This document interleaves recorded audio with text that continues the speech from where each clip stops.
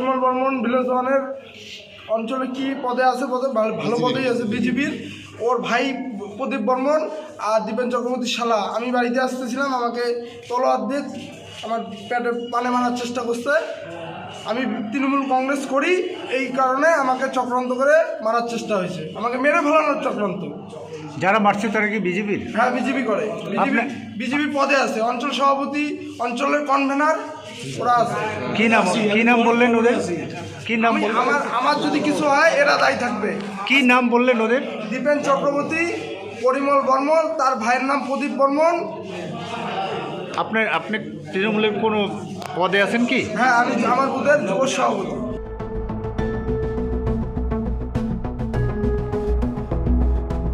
শুনলে অবাক লাগে, দিনহাটায় যে ছুরিকাঘাত হয়েছে তৃণমূল যুব কংগ্রেসের বুথ প্রেসিডেন্ট, সেটা নাকি বিজেপি করেছে।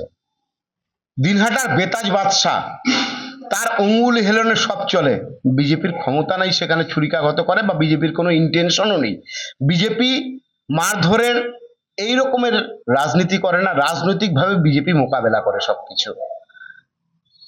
উত্তরবঙ্গ উন্নয়ন মন্ত্রী দিনহাটার বেতাজ বাদশার নেক নজরে কে আসবে, এই নিয়ে চলছে প্রতিযোগিতা। তৃণমূল কংগ্রেস গোষ্ঠীদ্বন্দ্বে জর্জরিত।